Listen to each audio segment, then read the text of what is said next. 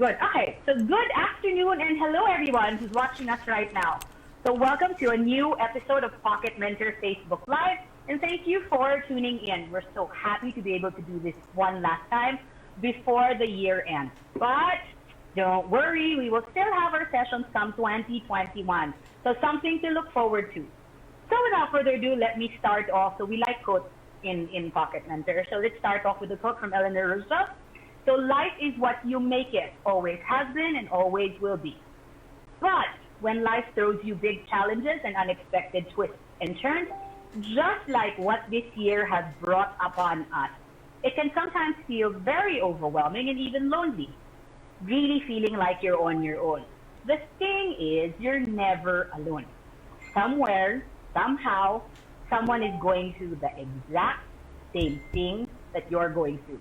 And it really helps when you have people, or even just one person to talk to, because who knows, right? You might learn a thing or two. And so for today, it is such a privilege for me to introduce our special guest, who is going to share practical wisdom who she has picked up along the way while navigating life as a single parent of kids with special needs, a full-time career woman, a part-time teacher, and a perpetual student. If you've ever watched Wonder Woman, and it's coming out, the second part is coming out this December, this is the mother of Wonder Woman. So you're in good hands today. Um, Mind you, she's gained a lot of experience being an advertising and marketing practitioner for almost 35 years, where she spent the last decade of her advertising career as the CEO of Publicis Manila.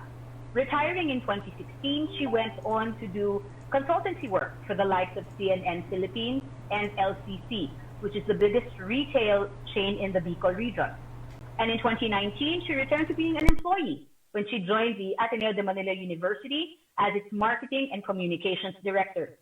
She specializes in managing and mentoring interdisciplinary teams, helping them identify and achieve business goals. She is likewise a communications expert, helping build brands and maintain their health. Everyone, it is a pleasure to give you this afternoon on a slightly gray, okay, but beautiful Thursday afternoon, Miss Matec Villanueva. Thank you. Hi, hi. Thank you, Grace. Thank you. Hello, everyone. So I'm here. I'm here to talk about practical things in life. As we said, navigating 101. And I said that I wanted to have this conversation with Grace rather than just talking to me to the wilderness. Now, one of the things that a lot of young people, including Grace, because bata pa si Grace, diba? Constantly struggle with is this thing called work-life balance. Itong mahiwagang work-life balance. Okay?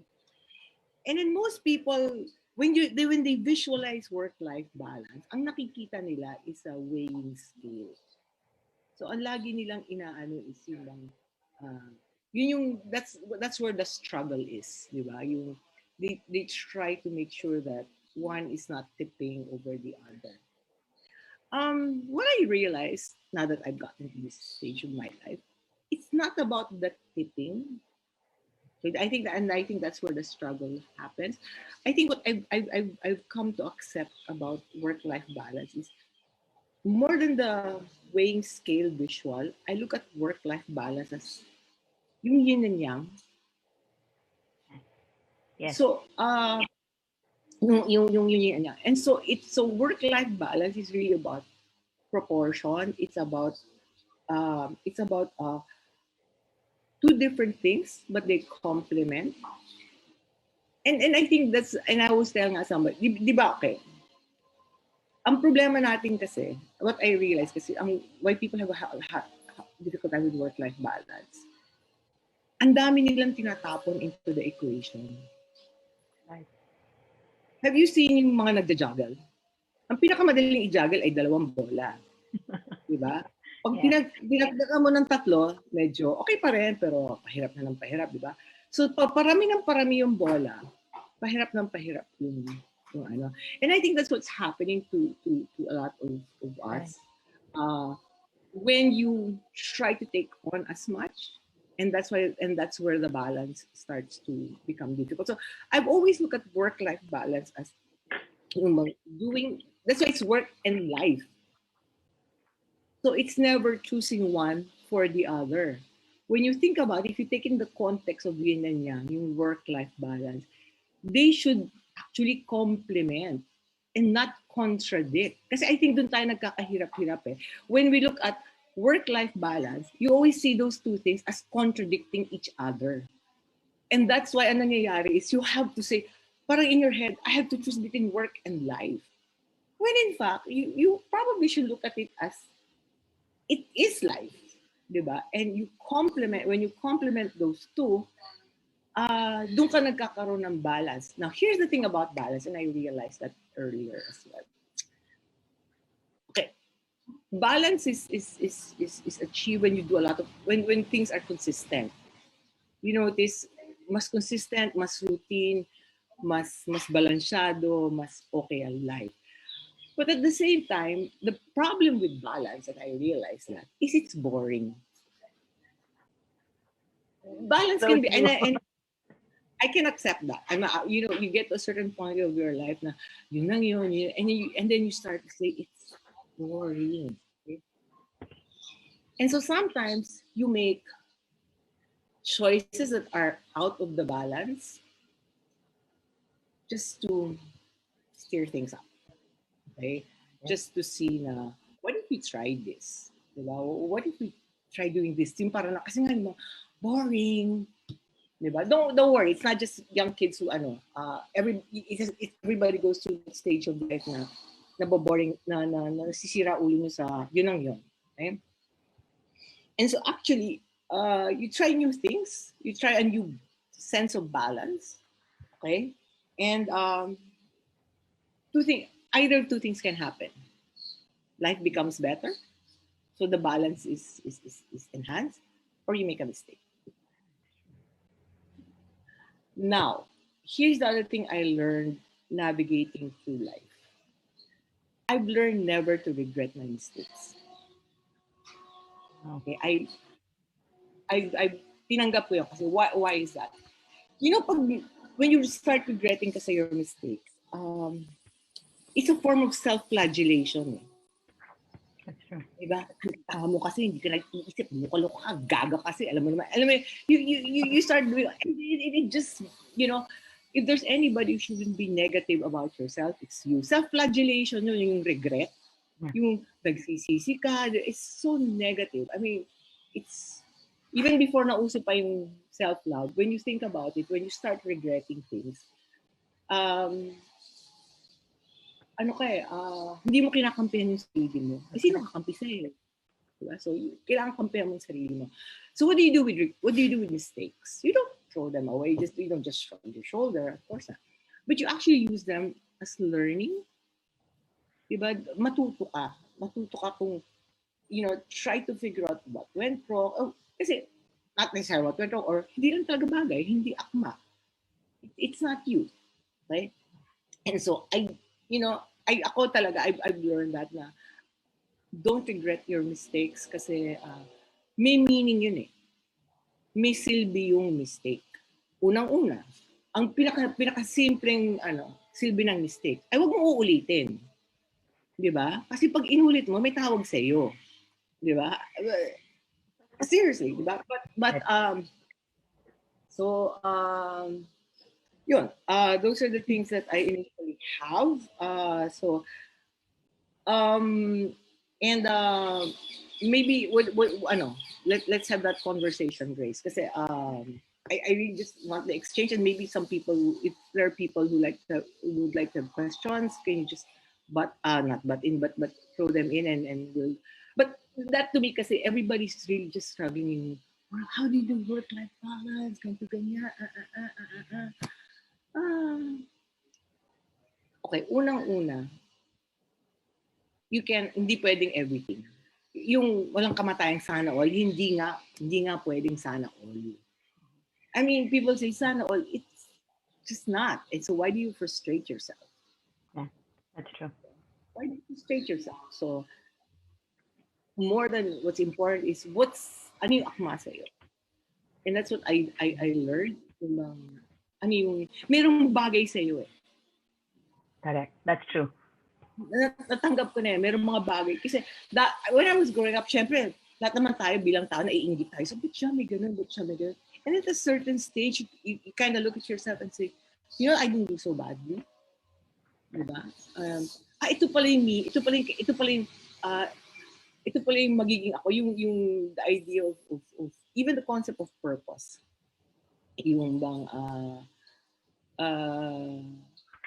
did you realize na when you balance when you find the concept of balance, then even the concept of purpose becomes clearer to you. Diba? And so wow, there are questions already. Yes. What do you, so you wanna let's have that conversation, Grace, before we go to that. Matec, I was going to say, okay, just before I go to the question, thanks Denise. You said something earlier that really sort of struck when you said self-love, diba? Di ba uso masyado yan sa self-love. Mahilig tayo sa self-flagellation. Mahilig ang tao sa drama. Yeah, we like the drama, right? Yeah, let's be honest, we like the drama. But how do you start off on that self-love bit? What was it like for you? Kasi lalo na ngayon ang daming tao na parang doon hirap. Because it's so much easier to be very negative about ourselves. Doon tayo nasanay eh. So how was the journey? Well, okay, kasi one of the things I've accepted, so there are things that I accept in life. I said that, you know, really when you think about it, you'll be alone in this world. When push comes to shove, di ba, mapapag-isa ka, okay? And I had no problem. Isa pa yung natanggap ko. Alone and lonely are two different things. Right? You can be alone and be happy. Because to me, loneliness is a choice. That's one. So second, because of that, when na-realize ko yun, sabi ko, kung mag-isa ako, kasi hindi ko pa mamahalin ito, sino pa magmamahal? Di ba parang makuha. I just need, di ba? Because that to me, that's as simple as that. If I can't believe in myself, how can I make people believe in me as well? So you really have to start with that self. Growing up, I'm a middle child, okay? I had a brother before me and a sister after me who looked extremely much better. Extremely good look.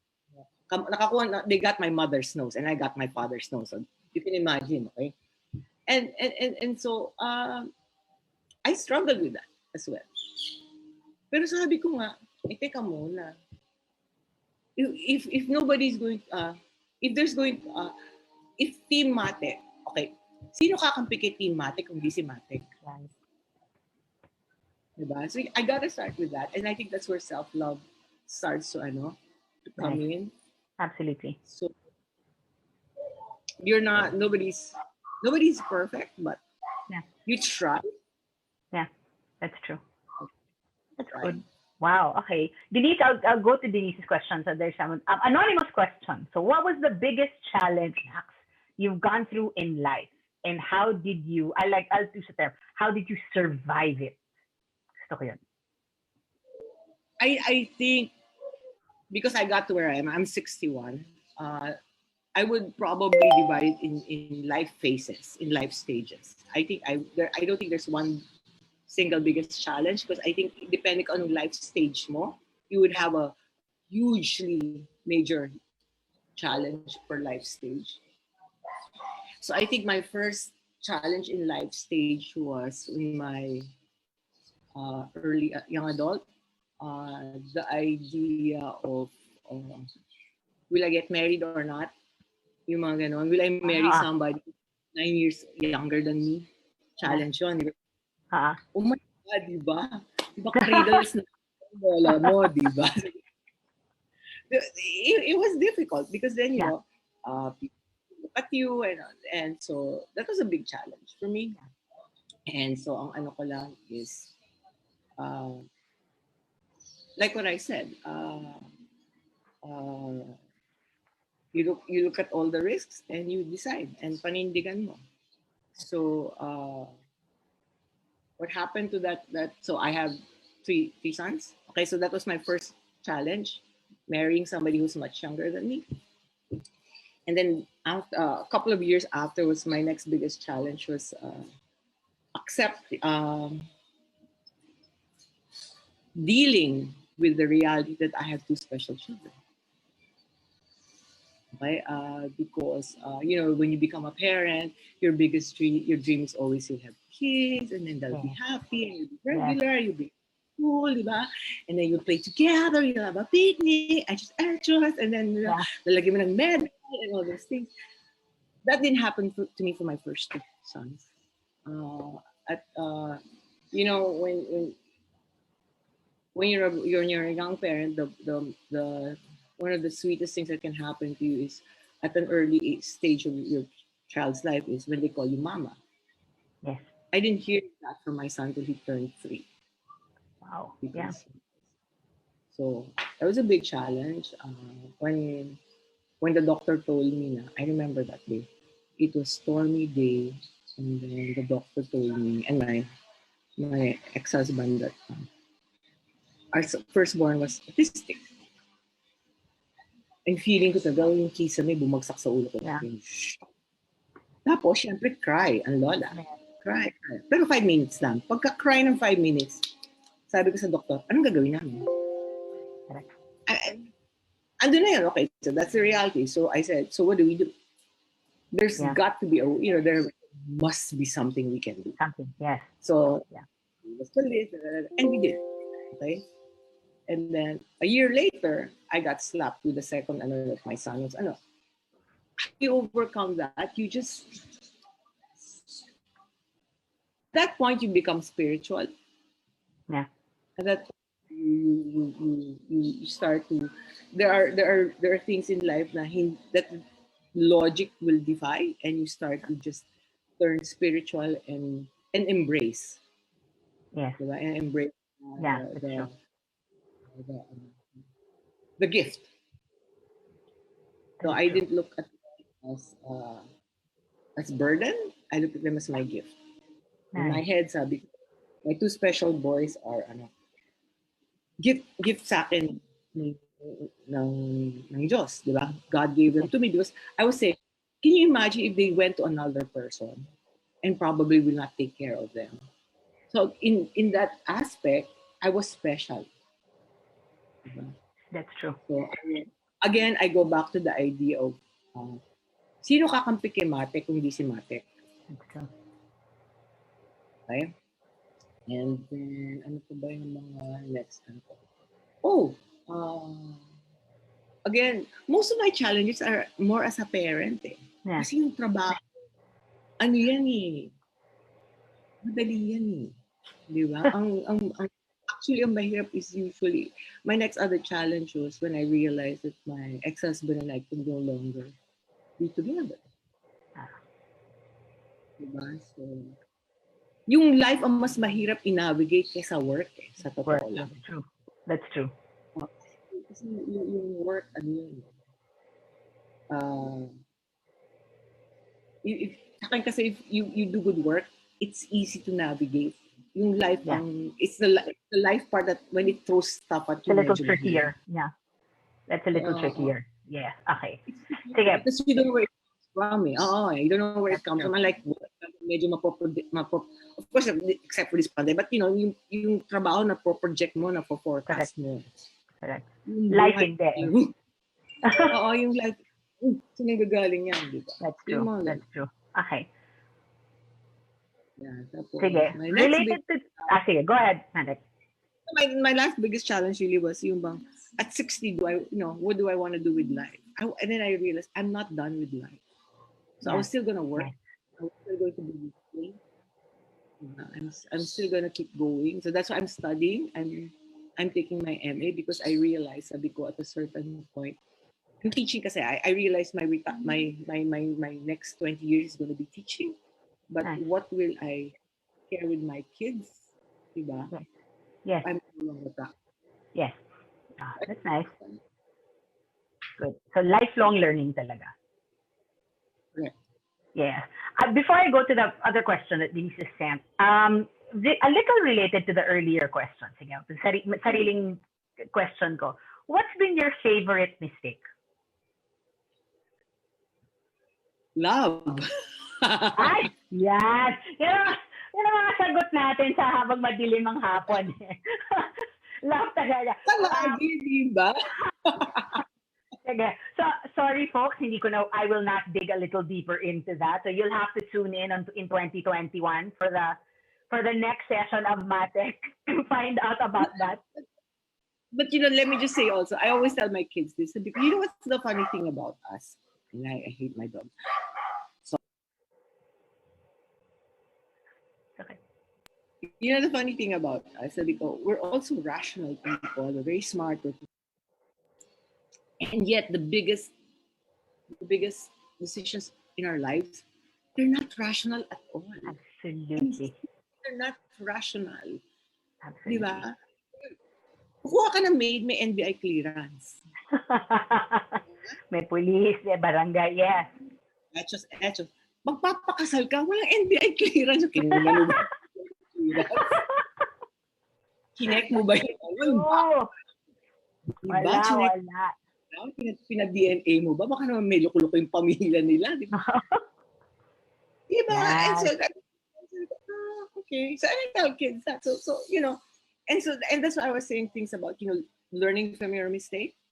Yes. So that's why I said I never regret them. That's nice. But that's good. So, yeah. Okay. Good. Let's go to the business or leadership question. So a popular topic now is about how to be an empathetic leader or empathetic leaders.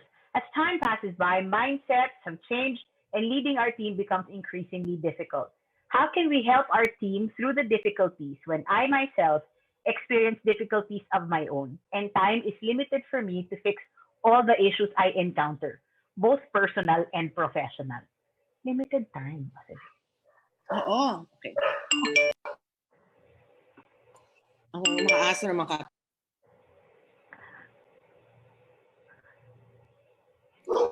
I'm sorry because I work in the veranda. No worries. This is life. This is what happens when we're on a Zoom call. And sorry, yan ang work-life balance. I think, what I realized all through these years managing a team, I think people will always appreciate honesty. And I think one of the things that followers or people team members appreciate is when you actually make them realize that, you're not perfect. Yes. Okay? But at the same time, you are, and I think that's what empathy means. When you actually understand each other's feelings, and the only way to understand each other's feelings is if you're honest. So for example, I would always tell my team, guys, hindi ko to naiintindihan. Halika nga dito, explain nyo nga sa akin to. That's true. No?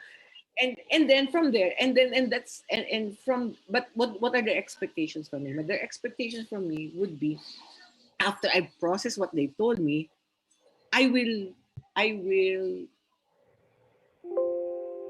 guide them through the thorny path. Kasi yun yung role ng leader eh. Di ba? Kaya nga ikaw yung you're the guy who's supposed to clear the path for them. But you really cannot do it by yourself. That's why you need a team. And so, if clear kasi yung mga roles ng tao, and I think that's part of the empathy. Empathy is saying, ito role mo, dito ka magaling, ito role mo. Dito ka magaling, ito role mo. Tapos, and if people see what their different roles are and how they come together. Yeah. Parang parang Voltes 5 yan. O, doon sa mga bata, hindi nyo kilala si Voltes, Google, okay? But anyway, parang Voltes 5 yan, di ba? When they come, siguro parang Transformers, when they come together, they make sense. They become stronger together. But you'll have to explain it to them. And that's really the role of the leader. Part is explaining, part is guiding, and part is honesty. And so the question is, you have personal, and you tell them that, guys, hindi ko kaya ito mag-isa. Yeah. Di ba?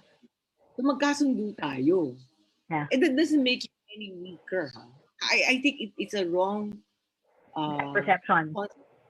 Yeah. Oo, it's a wrong perception. Just because you say na, hindi ko to alam, that makes you weak. Of course not. Yeah. Of course not, di ba? So, I've always told my, hindi ko na, like for example, yung mga ITI, alam mo, hindi ko na-intindihan, explain mo sa akin. Nasasabi niya, hindi, talk to me in English. So napipili. Sabi ko kasi hindi kita matutulungan pag hindi ko naintindihan. Correct. True. Diba? And so I think that's part of the empathy. And to me, guys, empathy is two ways.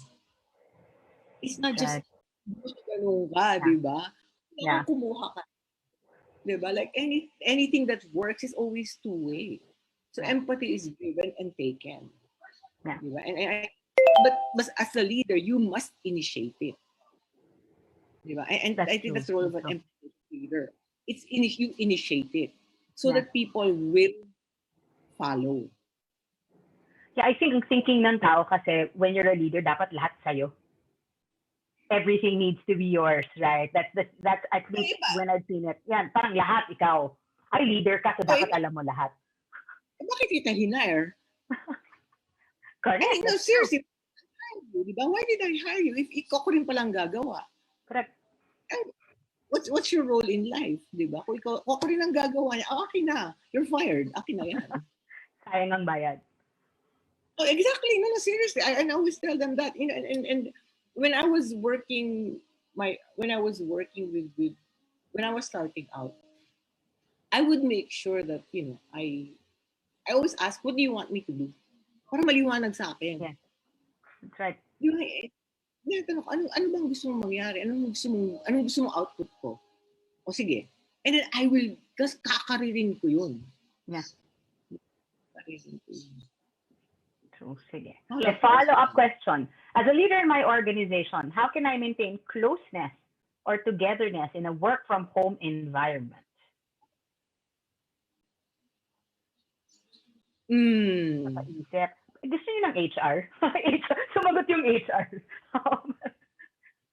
Okay. Sa totoo lang naman, ang closeness is really never about proximity. Yeah, that is true. Closeness is really about, like what I said, it's about, it's a feeling. Diba? So, and part of the feeling is kampante ka. Yes. That in any team, very, very critical two things: honesty and trust. Pag kasi nasira yun, in any relationship, so honesty, trust, and communication. Pag nawala yung tatlong yun, wala na eh. Mas anong ka-close ang gawin mo, wala eh. Unang-una, pag hindi ka honest, hindi ka na pagkakatiwala. Pag hindi ka na pinagkatiwala, hindi na kayo mag-uusap. Pag hindi na kayo nag-uusap, wala na. That's it. That's it. It's gone. That's it. That's really it. And regardless, you know, and whether you're a working relationship or a personal relationship or whatever kind, it just doesn't work. That's it true. Really just doesn't. So, that's true. Yun. So if I just to share really quickly, if I may, yung closeness, tama yung sabi ni Matec, hindi naman yan proximity. Sana lang din, lalo na we're in the middle of a pandemic, we forget na, I was in HR for many years, sana we don't forget that the human comes before the resources. Diba? Sana yung tao na aalala yung kamustahin. More than anything, yung walang trabaho lang, yung kamusta, buhay pa ba kayo, anong nangyayari, tapos yung mga typical Pinoy sagot is, okay lang, hindi, ayoko ng okay lang. Anong anyari? Diba? Sana may ganon. Kasi sa office, nagagawa natin dati yun, diba? So, yun ang ginagawa mo. Tapos sabing chismis, chismis, pwedeng kumape, diba? Wala akong ganon ngayon eh. So, sana medyo may effort kahit paano ng content for that. I agree. Ako little things like now I'm more conscious na every time kasi now ang form of communication nyo is kasi dati lalabas ka ng bitaw, shh, di ba? Kasi yung bitaw, mga bagets, di ba? Kaya it's the message group, di ba? So when I go messenger, I'm very conscious now. Good morning. Yes. Good morning. Thank you. Uy, salamat or heart. Alam mo yun, di ba yung mga emoji to death, di ba? Minsan nga, nababore na ako sa emoji, kinakarir ko ang GIF. Naghahanap ko ng magandang GIF. I mean, kinakarir ko. That's why sometimes they tell me in Ateneo, si Matec perfected, si Matec expert on GIFs. Kasi lahat sila ang serious, kasi mga academics, diba? Ang serious na sumagot. Ako, GIF. Nagsasayaw ng gano'n, di ba? Nagtitiktak-tiktak. So, But these are little things Yeah.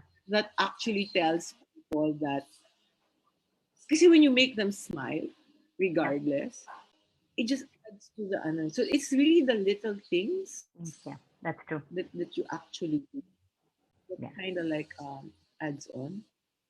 That's What's my true. style of leadership? Ay, I isa love that. akong nanay. Ah. What's the Yeah. describe yourself? I'm a What mother. are the? Yeah. I'm You're a a strict. tough love. I am mom. I'm a tough love mom. Yan. Okay. So I mean, what I'm are not the even. rules? Yeah. Are there any rules you follow that are strictly automatics? Oh, again, how you run a house. So, very simple. My rules are basic values. Yes. No rules to me are basic values. So there's respect, there's trust, there's honesty, there's open. To me, why do I need rules when values actually exist? Absolutely. Diba? So, That's right. uh, and it's funny when they ask me what's my style is because in all as I was doing corporate life, most people will only call me three things: Matec, Mamu, Mother. Okay. Okay, and for occasionally Mudra, but that's usually so. Most of my and I would call them anak, Yeah. anak or Okay. my, and then I would refer to them as my kids, my baguettes, diba? So Yeah. if we work together, I would always call you anak or my baguette. So that would have always been my style. I run it like a mom. Yeah. So lots of, I think there's a ongoing sentiment because everyone's working remotely, and we're going to be working remotely for quite a while still. So any quick tips or things you learned why in terms of how to manage teams remotely?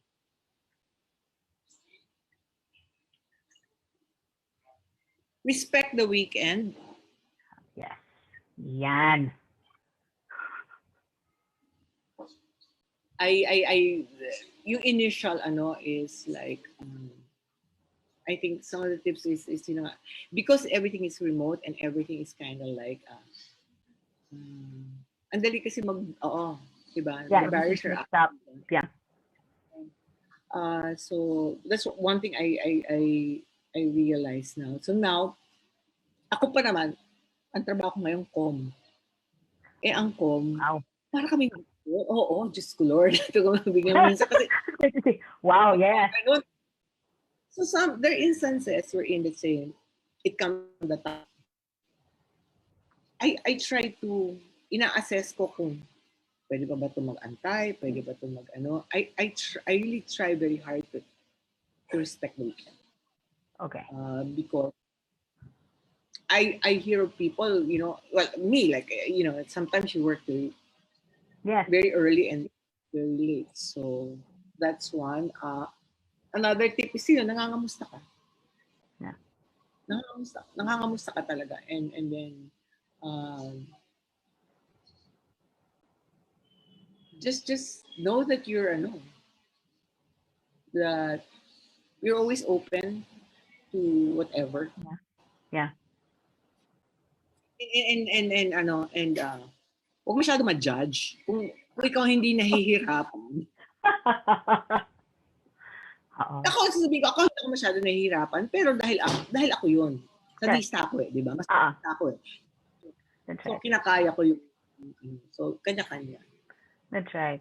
Gusto ko yun, wag mag-judge. Correct. Huwag mag-judge. Pero at the same time, I will also call a spade. Di ba? I will also call, kung medyo mali na, I will call a spade. Okay. So, Fair. Tough love na. Tough love. Tough mama. Tough mama. Okay. So what would you say to young professionals, those who are just starting out, for them to succeed? Ay, may pa words of wisdom galing kay Miss Matec. Okay, what do they need to know and understand? Okay. Okay. Well, first to succeed, you really need to know, okay. You need to know what you like. Okay, that's true. Kailangan talaga. Kasi, ako kasi, like, I didn't find advertising like that. Yeah. Seriously, when I got into college, I didn't even know what to take up. No, I listened up for business management on the day of the deadline. That's how unplanned my life was. And what was my reason for picking business? Kasi sabi ko, bobo ba talaga ako sa numero? Am I stupid? Am I really mathematically inept? So I said, this is one way of proving if I am or not. So I took business. Yung takot sa numero, paningin. So, yun. Ganun ka, walang kaplano-plano. So when I graduated, the first thing I did was teaching. Why? Because I wasn't ready to do corporate. I was more comfortable I wanted a more familiar place. So I taught in my alma mater. O ngayon na ako nagsasabi nan, that's done. Then I realized, I was doing things, parang wala akong blueprint eh.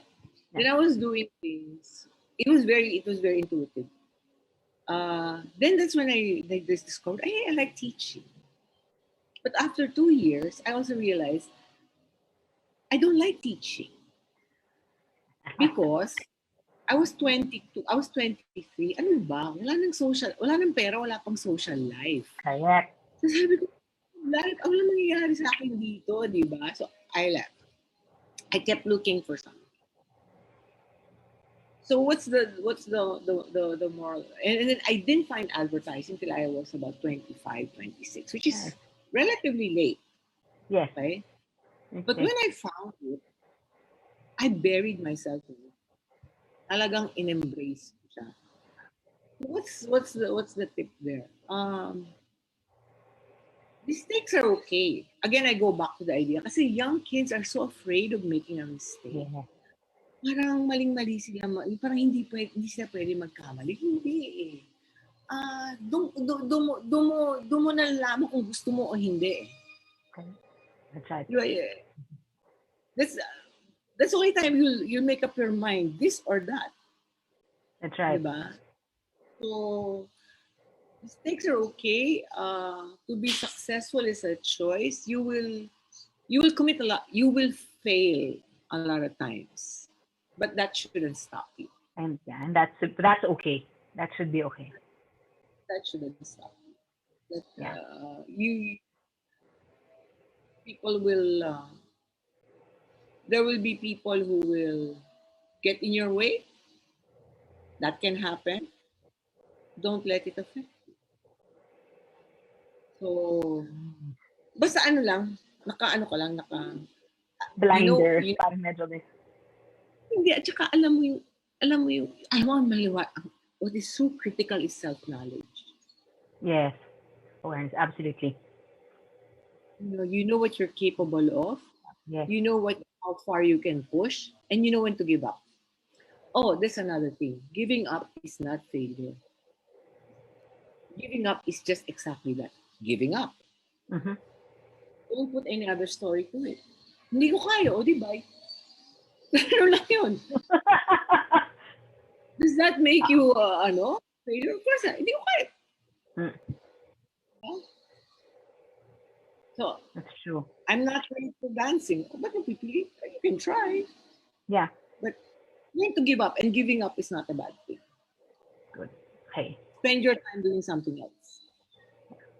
Kung saan kayo itasasaya? Diba? So how do you delineate boundaries at work and home? How do you not blur the lines between being close friend and being the leader parent? I want to know if I understand. How do you delineate boundaries at work and home? At work and at home.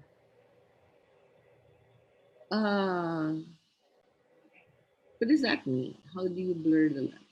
Because I think especially now, because everyone's working remotely and everyone's working in their home space. So how do you know, okay, this is work, and then ngayon bahay stuff, because it's so jumbled up, right? There's no, unlike before when you're in the office, at least your drive home, you can sort of shed that a little bit before you get home. Then wala, it's just outside the door. So I guess that's the reason why you probably have to make sure your workspace is also not your rest space. Fair enough. So I don't recommend your workspace in the bedroom.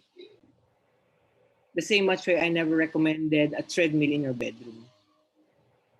When people buy you mga exercise equipment and they put it in the bedroom, it doesn't work. It just doesn't work. Hindi ginagamit. No, even television, I don't have television in the bedroom. So, the way to delineate, kasi ano how do you call this?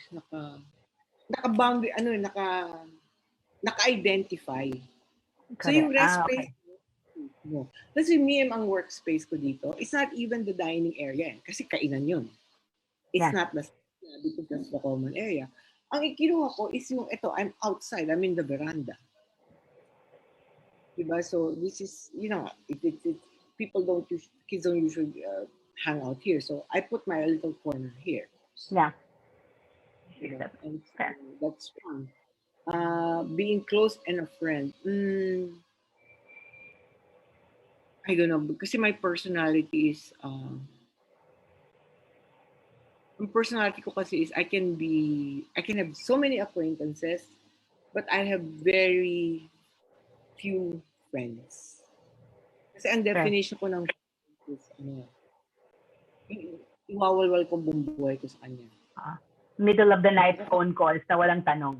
Oo. Kunti lang sila. Last year, chika ko. I'm like, tsaka na. Hindi ko iwawalwal sa yung buhay ko. Hindi ko. So, okay. Fair. Nice. I'm just curious, Matec, before we go to the next question. Were you always like this, even as a kid? Was there something, because they usually say, di ba, pag middle child, either medyo mas nababayan, di ba? Because my favorite sister is the middle child. So I know how she is. But was this always you? Was it an upbringing thing? This sense of self-awareness and Okay, I remember as a child, my parents, para kung every time they needed entertainment, they would call me. Parang sususian ako, tapos I would, di ba? Kasi siguro makapalam. And then, I guess, I don't know. I mean, hindi ko naman masyadong sinapsychoanalyze yung sarili ko. Kasi it's bad enough. So, I guess it does, because also, I've always been compared to my brother. Yung brother ko, masyado nilang plinat yung buhay nila. Yung sister ko, so, have I always been like this? I've always been independent. I think is what I am. Yeah. I've learned to play by myself. Yeah. So, may ganun ako. So, okay, nadala into adulthood. Fair. Oh. Okay. So as a parent, how do you strike a balance between being the authority figure and a friendly figure as well? Like, you want your kids to open up to you, but you also want them to follow you. Well, just very basic rules, diba? So, so for example, I've always brought them when they were growing up, especially my third boy, siya yung regular kid. Sabi ko, anak, ganito kasimple buhay. Your being a student is like your work. Okay? So right now you exist because you need to study. Why do you need to study? So that, when you grow up, you'll be prepared for life. Because ganun talaga yun. Right? So be as good with it as you can. Tapos, so I have expectations of you. Fair. But at the same time, kung ano yung, ganito yung na prime ko sila. So, why do you get allowance? It's para yan yung salary mo for being a student. Alam mo yung kinontext ko na lang gano'n. Para naiintindihan nila rin yung concept ng salary. Well, it's simple. Again, you go back to value system. Yeah. If your children understand what you value, so if you value honesty, if you value trust, if you value respect, and they see that, then they will understand it. Here's the other thing, guys. no matter how you try, your kids will eventually learn. They will not, okay, paano ko ba sasabihin ko? Don't expect them to be overly close. Yeah. Kasi may personality din yan. There will be kids who are actually closer and there will be kids who won't. Yeah. Right? I thought I was close to him already. I did. I really thought I was close to him already. And then there was a major incident in between the two of us. And I was like, I was surprised. Yeah. So, but what do? You respect it. Yeah. At a certain point, sabi ko sa kanya, alam mo, these are my expectations, what are yours? At a certain, okay, here's the thing kasi, don't start talking to them like adults when they're kids. When they're kids, they're kids. Yeah. Treat them like kids. Diba? Kasi meron kasi mga parents, yung mga 8 years old pa lang, kinakausap, kala mo matanda. Sabi na matanda. Bata diba? Bata yan. And so I really believe that you instill discipline. Sabi nga sa kanila, you teach kids discipline before the age of 12. After that, di mo naman. Wala na. So I never, di mo sabihin ng mga lola, yung mga nanay mo, oh, bata yan. Ay, hindi. Pag hindi mo nagturuan ng disiplina yan before, between 8 and 12, wala na yan. Yeah. Hindi mo matuturuan yung disiplina ever. Mm-hmm. True. Okay, so you want your kids to be open to you, but you want them to follow you. Open and follow. Okay. Open and follow. I think if they, again, I go back. It's a value system. That's right. That's true. Saka depende ko ano yung friendly siguro. Kung ma-hangout ba to? Kung hangout ho, parang hindi na masyata ganun yung parenting, di ba? Ibang friendly Depends on, kasi some parents like it na parang barkada yung anak, and kaya nga ikaw magulang Correct. I'm going to say. Sorry ang role mo bilang magulang ay to guide them, not to be their friend. Correct. Kaya nakukonfuse yung bata Correct. Diba? So you're primarily there to guide them. Kaya, kasi kung kaya nilang, if they can do it by themselves, you're not a parent. Yeah, you're not a parent. Absolutely. Okay, yeah. Sige. Denise, anything else? Or I'm going to ask, sige, because I'm realizing the time. I'm going to ask Matec. So, if of all because we mentioned Matec has over 35 years of experience. So Matec was 10 when she started. Thank you very much. So, for everyone who's on the on the chat with us. No, but if there is one thing, sa dami-dami siguro ng natutunan, sa dami ng dinaanan, if there's one thing that you want folks to remember, if there's one thing that you want our audience to take away from today, being a leader and a parent and all these different titles and designations that you have, is there a mantra or a one guiding principle for a Matec Villanueva? Ano na, Miss Universe ang mga question. Max, di ba? O, di ba, sa pag-isipan, wala nang question, madam So, dyan muna tayo. World peace World peace. I've always believed in the line na pag gusto may paraan, pag ayaw may dahilan. And that's, I think, how I've navigated myself through both work and career. So even when I had special kids, I always say, pag gusto ko may paraan. So there was a time that my special kids were going to 2 schools. One morning in Quezon City and then afternoon in Parañaque. Diba? And that's I was working my butt off so they could have their own car. Alam mo, so sa akin it's always, and to this day it's still the same. Kung gusto, may parang ayaw may dahilan. Nice. And that's how I always look at things, diba? Yung ba't ko ba hindi gustong gawin to? Ano ba yung dahilan ko? I have to understand, diba? Yeah. Nice. And so that would still be my guiding principle. Okay. And on that, diba, talagang ganda ng questions. But sorry, folks, hard to say that's all the time we have today. This is our Pocket Mentor Facebook Live. We have had the pleasure of being with Matec Villanueva. If you want to know more, so again, please look forward to 2021. I am sure there will be more than enough clamor to bring Matec back. So part 2, pakiabangan in 2021. So marami pa yan. So if you want to know more about Pocket Mentor, or if you want your company to listen and watch top mentors share a thing or two about life, career, leadership, business, wellness, and everything in between, please feel free to send us a message here on our Facebook page or email us at hello@pocketmentorph.com. Let me say that again. The email is hello@pocketmentorph.com. And if you want to stay updated with anything and everything about Pocket Mentor, please follow or like us on Facebook. So again, thank you everyone for joining us. Thank you to Matec for kulang ang isang oras for the words of wisdom. Sobrang kulang. So again, looking forward to 2021. Here at Pocket Mentor, our aim is to inspire you and give you the tools you need to help you live a more full and successful life. My name is Grace De Castro. Thanks for joining us this afternoon. We'll see you again, and we wish everyone happy holidays. And here's to an amazing 2021. See you all soon. Thanks, Matec. Thanks, everybody. Bye. Bye.